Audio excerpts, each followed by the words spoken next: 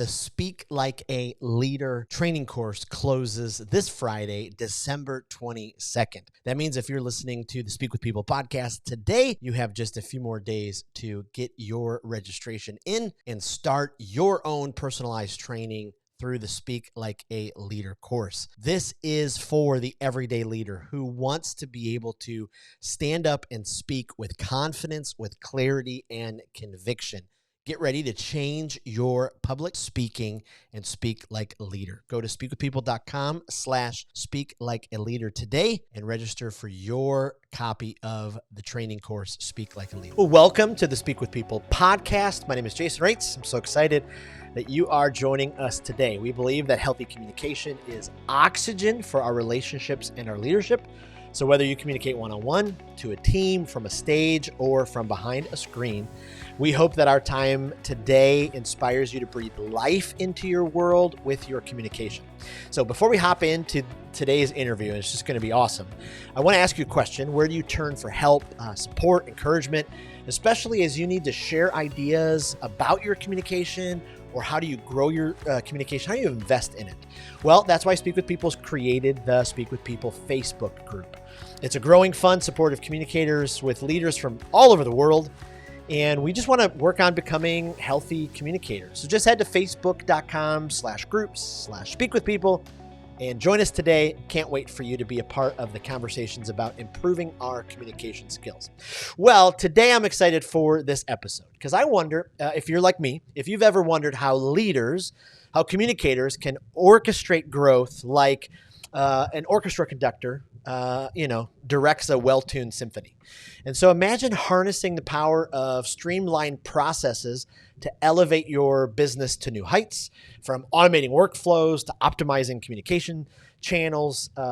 This episode, I think, will be just kind of a dipping into the deep end of a playbook for scaling success. So whether you are an entrepreneur, you're a speaker, you're a communicator, you're a sales executive, you're a growth enthusiast, get ready to dive in for a great conversation with just an amazing leader. Today, I'm joined by Taylorr Payne.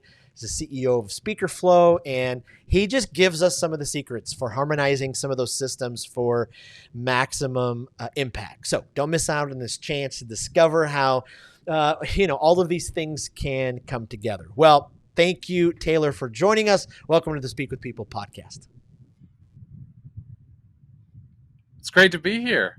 I have been counting down the days for us to get together. Honestly, I saw it at the end of my week, and I have been ecstatic for it. Just a great way to end off a week. And we've had some conversations in the past and always hit it off. And I know we're gonna have you on our show as well. So this will just be a step in the right direction, I feel like. Well, I love it. Yeah, I've loved our past conversations, and we were just talking offline how much I've learned just from, how you guys operate as a company at Speaker Flow, watching your website, how you do, email marketing, and just even, our conversations with you. Yeah, definitely grateful for this. Could you just kind of give our listeners a little bit more of your story, who you are, what you do, all that kind of stuff? Yeah, for sure. So it's kind of weird. We stumbled into this thought leadership industry, speakers, coaches, consultants, and quite literally stumbled in. In fact, most people I talk to or even in this world, it's never like you sit down one day and say, when I grow up, I want to, be a speaker, or, you evolve to that point, it seems.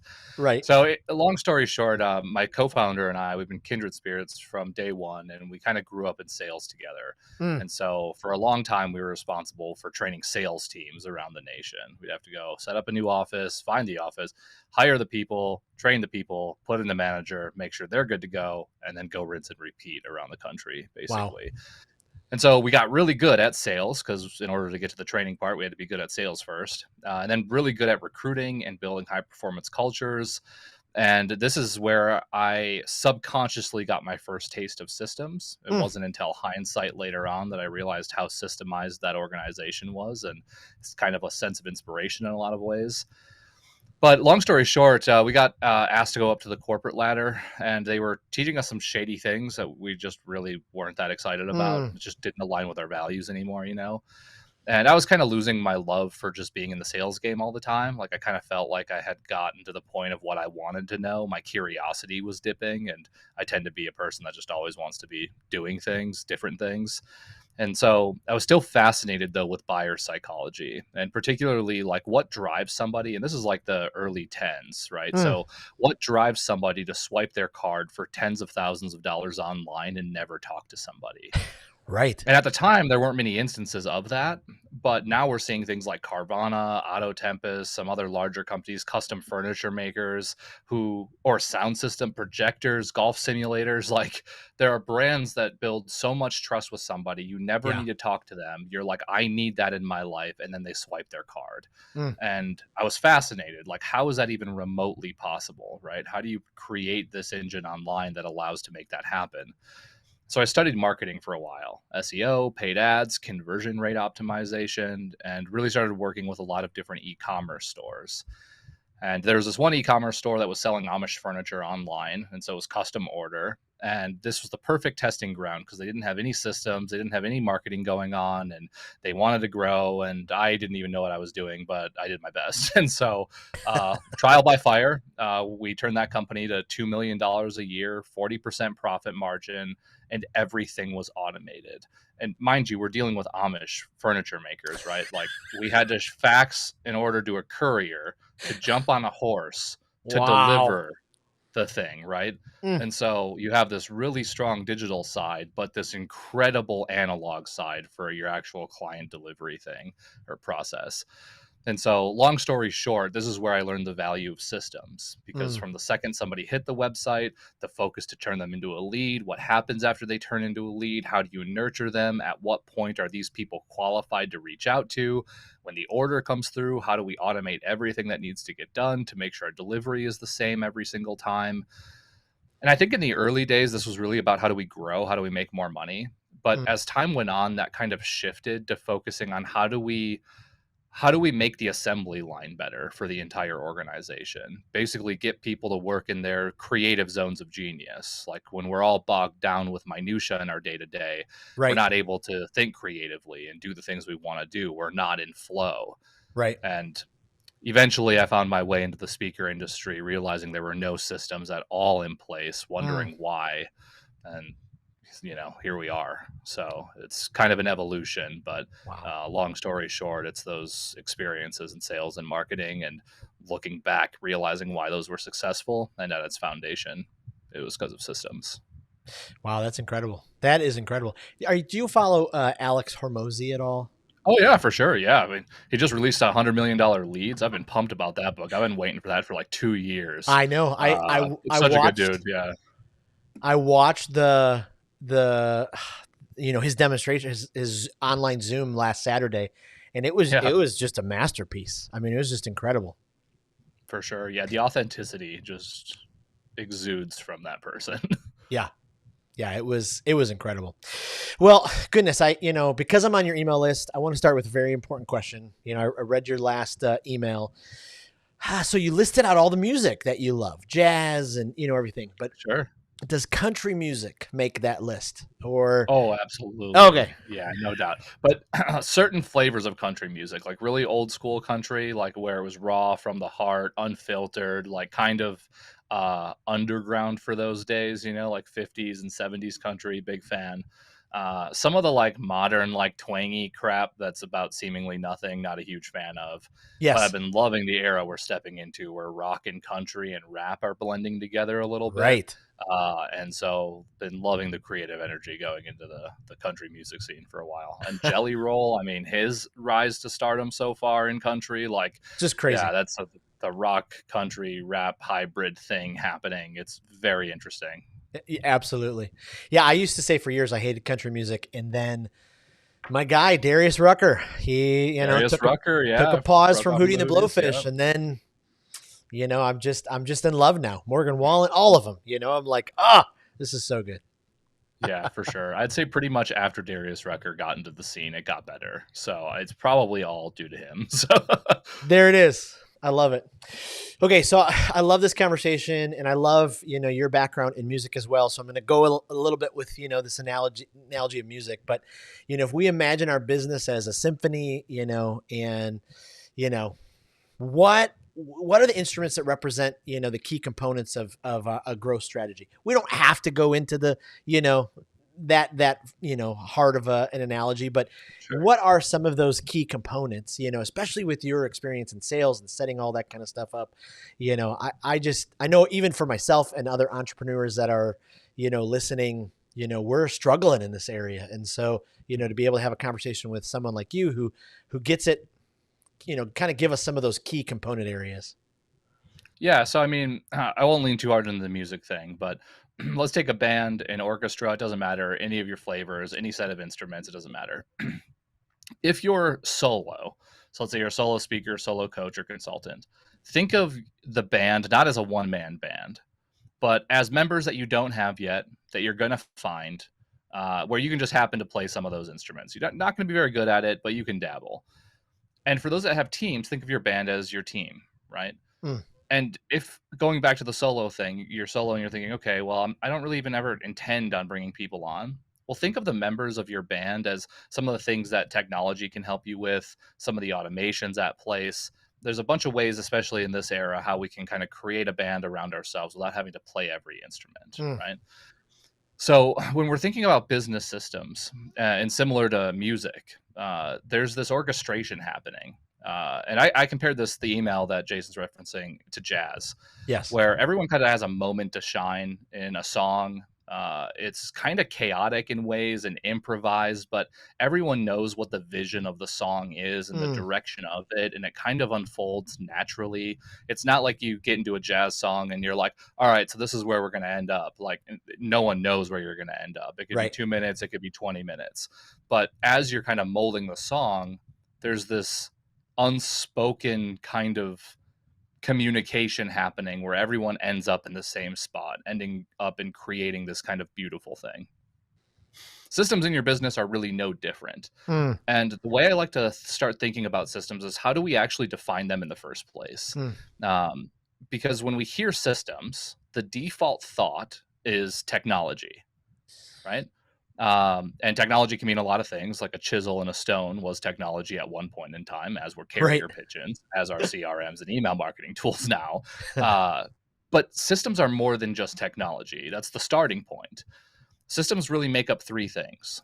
So it's the tech, the process, and the people that make up an organization. Mm, So think of like the tech, for the sake of our analogy, as maybe some of the instruments people are playing. Think about the process as the way they play them, how they're able to make something sound so beautiful. Like, I've been trying to play the violin for a minute. That's my mm, technology. I suck at it, and it sounds like someone's screaming out of the center of it. right. So my Right. process is bad. And then there's people, the physical humans behind making all of the things happen. Yeah. And so systems like music make up those exact three things. And it's those things in combination with each other where you have a system. So that being said, we now need to say, okay, well, what's the piece of music we're writing? How do we even know where we're going to end up? How is the band now going to play together? And this is about defining your processes. And we Mm, can dive into technology and what technology do we need in a business. But I don't really like to start there, because we first need to identify what it is we're actually doing in the first place before we can get the tools to help out. Like, a great example is, like, let's say I'm building something with some wood and some screws and some nails. If I grab a hammer and I approach a screw, is it going to go very well? No. I mean, I mm, could brute force it, but it's probably not going to work that well. I grabbed the wrong tool for the outcome that I was after. And so a lot of people want to grab these shiny objects and all this technology to help them out because they, believe it can, and in some cases it will. But we don't really have a process yet defined to even know if we have the right tool for the job that needs to get done. So the next evolution of this is like, how do we define what systems we need? How do we mm, know what we need in our business? And the way I want you to think about systems is, think about your customer journey. Every system in your business fits into the customer journey in one way or another. mm, So this can be, how do you generate leads? There's a process for that. If you don't have any inbound, maybe you're going and doing cold outreach. How do you find your leads? What are you looking for that indicates they're worth putting in the spreadsheet you have or writing that company name down? How do you determine whether or not they're qualified? What are the types of indicators that say, nah, I'm going to pass? What are your core values that tell you I would never work with this company versus these are people I would love to work with? I just listed how many examples of process. Yeah. Or how do you turn those people into leads who are actually interested, right? What's the process for getting people on your website and getting them to submit forms, or getting your audience members when giving a talk to submit forms? How do we get people inbound? Now we have leads. So what do we do with them is the next kind of phase of that question. For a Yeah. lot of people, it's like, I'm going to put a form up. And then we forget to even do anything with them. They just sit on an email list where we maybe send an email every now and again. Right. And we kind of make this assumption that, like, if somebody's willing to submit an email to us, they must know us well enough to be interested. So they don't need any more nurturing. They can just sit and they're going to buy, and I'm going to wait for my phone to ring. So what do we do to nurture those people so that we can predictably turn them into not buyers, but people who say, hey, Jason, I'm interested. Let's schedule a chat to learn more about each other and see if we can work together. Yep. How do we get people to book sales calls? Everything I just listed so far is what most business owners struggle with. It is the most unpredictable element of our business. How do we generate leads, nurture them, convert them into people who say, I want to have a conversation and potentially buy from you? Right. Let's think beyond that for a moment. Let's say they book a sales call.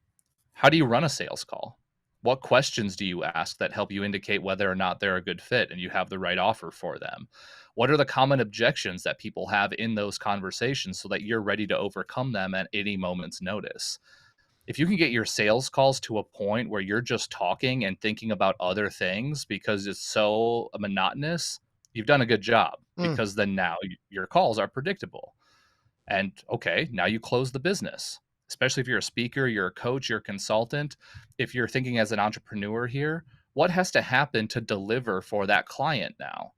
And if it's speaking or coaching, if I have a standard way of onboarding coaching clients, I need to get them the pre-coaching questionnaire. I need to send them a swag pack. I need to send a thank you note. I want to schedule their first call. There's a bunch of things. If you're speaking, you got to book travel. You got to create your slide deck. There's 20 or 30 things there. Why do we have to think about that every single time? Like, if we know what we need to do to deliver for our clients, why can't our systems tell us what needs to happen as soon as they become a client of ours? Right. Right. So every system in the business, my point is, fits into the customer journey in one way: lead generation, lead conversion, and client fulfillment. And then we can start reverse engineering. Like, you know what? I don't have my stuff documented for when I close a deal. Let's get that going. Oh, I don't have a standardized way of running a sales call. Let's put that in place. I don't have a follow-up process for my past clients. Okay, great. This is not stuff we have to perfect. This is stuff that requires iteration over time. But if we're always looking at it in that context, we can identify any hole in our business, patch it, standardize it, delegate it, automate it, and move on. Wow. I worked on an MBA. I didn't finish, so I'm an MBA dropout. So I like to say I worked on an MBA. I worked on an MBA, I don't know, 12 years ago or something. And I think you just taught me more about business and sales in, 5 minutes than I learned. Yeah. No offense to, like Forrest. That's why I dropped out when I was a sophomore. So there's a theme. But oh my goodness, hard knocks. No, but I love this because I'm thinking about my friend who is a chiropractor who owns a business, and he's looking, to scale things. I'm thinking about, my speaker friends. I'm thinking about my coach friends. This is just gold right here, because a lot of times I find myself, some of these systems I'm still doing them manually because I'm running with my head on fire, and I haven't taken the time to knock them all out, so I know what those steps are, and then to be able to automate them. That's a powerful process. Do you think it's possible for anyone to be able to do these kind of things? Are there some people who they think in systems so much better, and some people just can't? Or do you think it is, wherever part you're at, it is possible to be able to put some of these things into place? Yeah, no doubt. The question to ask yourself is, what are you willing to sacrifice? And not sacrifice as in like you're giving up your family, like sacrifice as in, I don't like thinking about systems, but I suppose I'll do it this one time. You know what I Yeah. mean? Like that kind of sacrifice.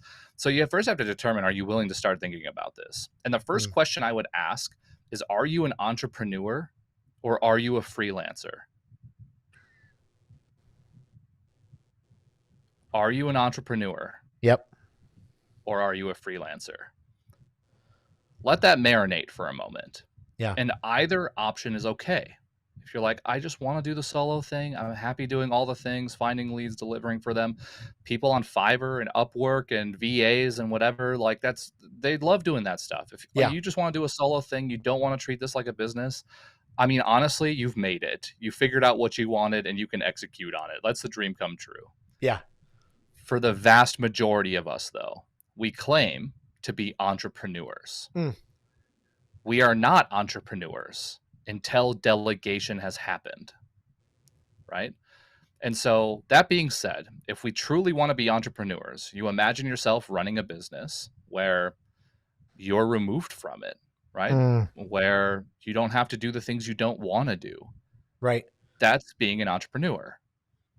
And what that means, but then by default, is you have to have a baseline understanding of every area in your business.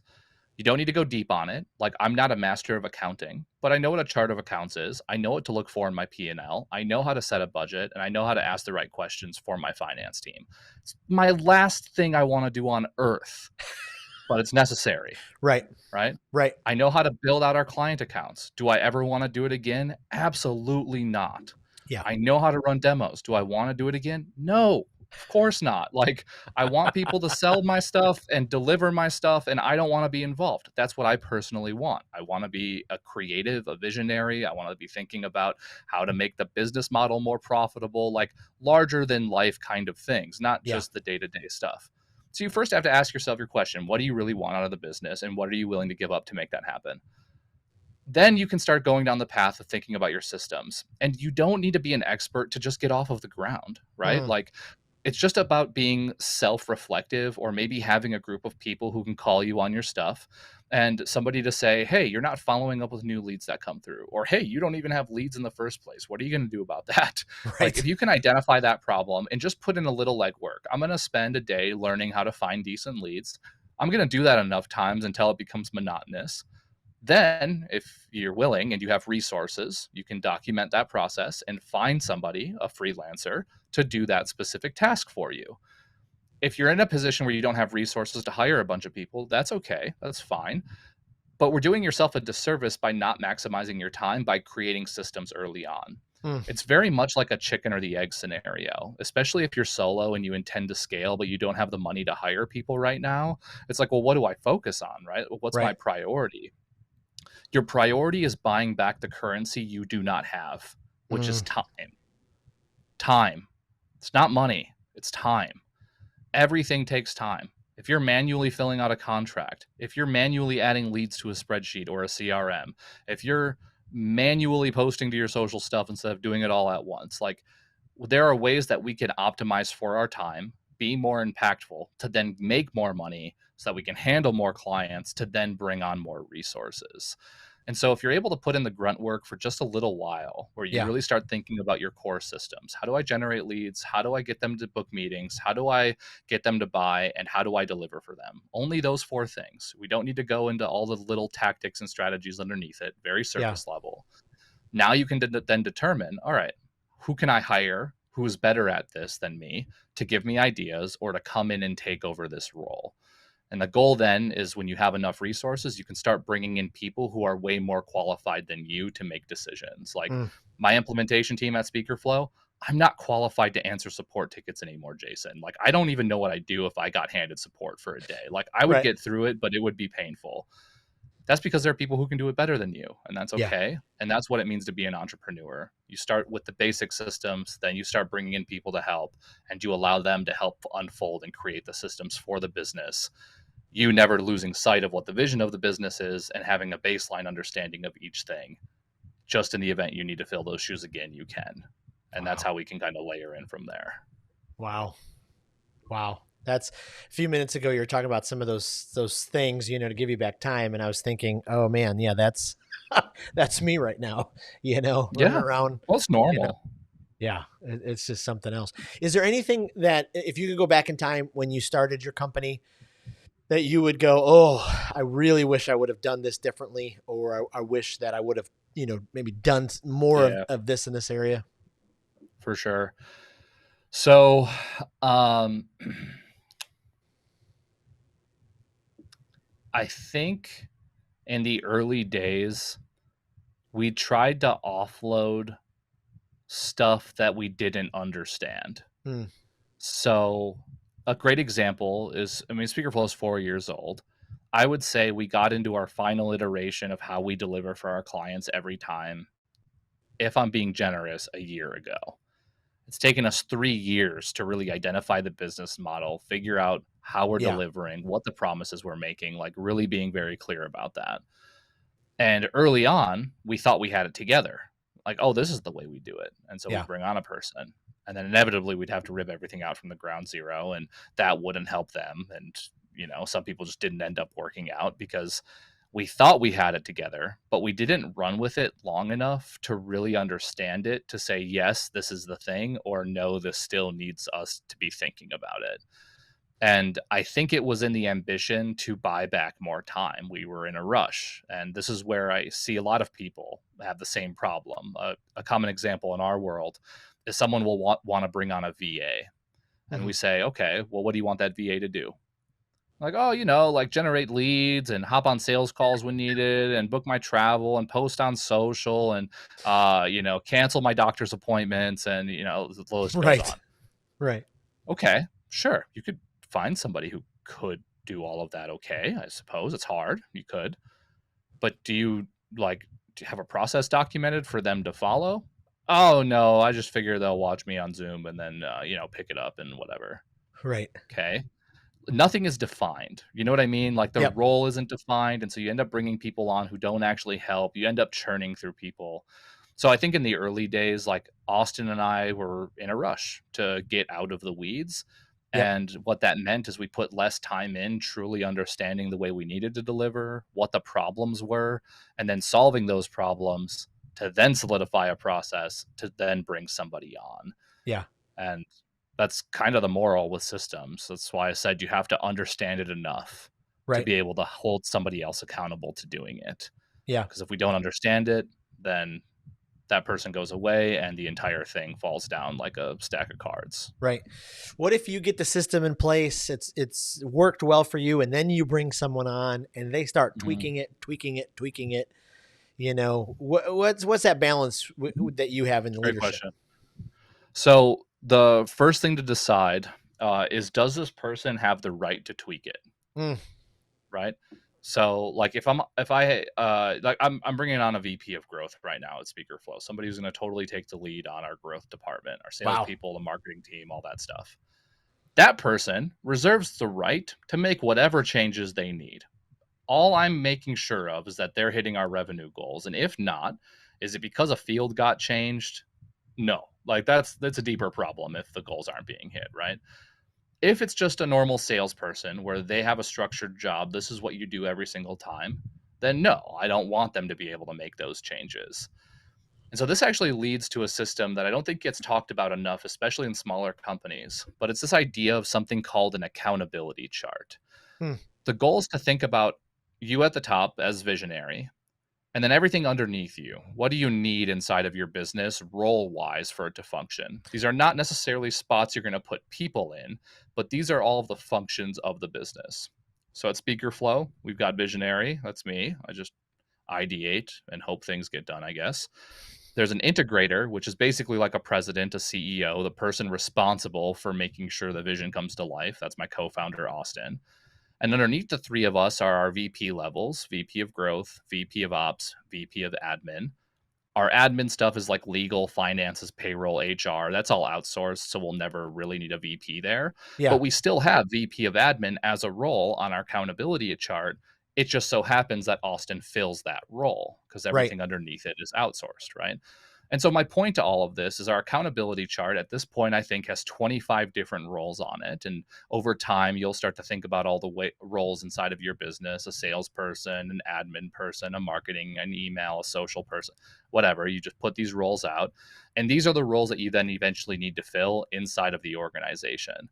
Yep. And so if you think about this concept of having roles and an accountability chart, now you can start backfilling and saying, wow, this is a role I really don't want to do. This is how we can automate that or delegate it or bring somebody into the mix to help with that problem. Yep.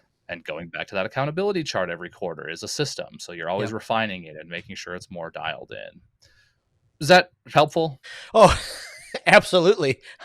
I got stuck into that, and I mean, I think what you just laid out will help so many people because they haven't even got to that place to think through it yet. So just to have some type of framework, Right. is helpful. Because I know for even in my business, I mean, we're spending so much time just generating leads right now.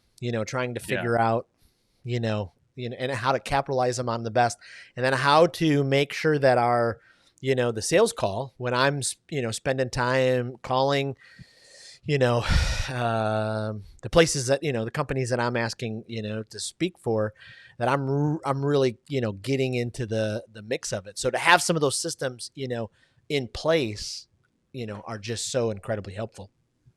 Yeah. So And I incredibly think helpful. like on that note, like it's really a mindset that you Yeah. carry. It's like picking up the phone. Because there's spectrums to this, right? If I say you need to systemize everything right now before you do anything, well, the challenge with that, if we're on the way extreme side, I need systems right now perfected. The problem is like we're not getting enough feedback to improve it. Like we get stuck in this perfectionist loop and we're like, I got to have the perfect call script. I got to have the perfect email. I got to focus on, am I saying the right word in the subject line? Like, should I say people? Should I say human? Should I say person? Like we get stuck on the Right. details. Right. Whereas a part of systems is saying, you know what, I don't have this perfected right now. Like every time I pick up a call to do a cold call, I don't have that script perfected, but I'm just going to run and do this ad hoc 5, 10, 15, 25 times. And every time I'm going to make some notes about the things where people really start to engage with me, the questions I thought were good. And then I'm going to create a new script based on what I learned and run through that a couple of times. And then you end up to the position where you're like, yeah, this is working most of the time. I don't really need to change much of this. Yeah. So my point to all of this is let your experiences inform how your systems need to evolve. Otherwise, we can over-engineer things, turn into perfectionists, then get disappointed when they don't work because we thought they would, when in reality, we never put them into the real world in the first Right. place. Right. Oh, it's so important. Just out of curiosity's sake, as you guys look for the next, you've been 4 years, you said 4 years, 4 your, years. your next 4 years, is there, I mean, do you have bigger mountains to climb? Are you in a season where, Oh, this is, we're just chasing towards this, or, the big vision for it? good question. Yeah. So, yeah, there's always big hurdles. A lot of the conversation right now, particularly the next year or two, is how do an Austin and I at least 80% of our time live in the roles that we're designed for, Mm, visionary and integrator, and offloading the rest. Like, for example, Austin's been leading our client delivery for a long time. So he's like our VP of ops or client experience. We have people underneath him helping deliver for our clients, but he still has to do some live training and still has to put out fires and stuff that distracts him from being up a level where I need him. On the growth end, I've been in the same boat because I do all the top of funnel marketing, all the email marketing, which I have a soft spot for. So I'll continue to do that. But yeah. video marketing, the gigs we do, the sales calls we run, like every dollar speaker flow is brought in up until this point has been on my shoulders. It's a lot of weight to bear, especially as you start to grow a team. Yes. And so we need to start building out our growth department so that we can then make that predictable without our involvement. And so over the next couple of years, the goal is to fill in every role where we need one and then double up on the ones we know we need. And so Mm, the next year or two is really building out that accountability chart and making sure we have the right people in the right seats. Past that point, for us personally on the business side, there's a lot of different avenues we can continue tapping down: coaches, consultants, agents, bureaus, management companies. So the way we add a multiplier to our business is by right. uh, tapping into those and creating messaging specifically for them and some light product improvements. But it's the same process, same delivery. We're just positioning it to broader markets now that we can handle the volume. Uh, And then at some point in time, I am a business owner. I am not a business runner. Mm, And Austin's in the same boat. And knowing that about yourself, do you want to yep. own businesses and advise, or do you love running a business? Those are two very different things. And I don't love running a business. I love creating things. I love Yep. ideating stuff. I love putting resources in other places. And so at some point in time, Speaker Flow will have a president that runs it outside of Austin and I, Yeah. because it's its own brand. It can exist without us. We're not the important part here. Speaker Flow is the important part. And so our goal is to completely remove ourselves from the weeds, not because we don't want to run the company, but because we know it's better suited in the right hands with the right people in the right seats. And we're just bottlenecks in the meantime. Right. So to sum it up, removing us as bottlenecks. Ooh. Yeah. I mean, that's great self-awareness to be able to know that and then be able to strive for that. Well, Yeah. you've given us, I mean, seriously, I mean, so much wisdom and gold.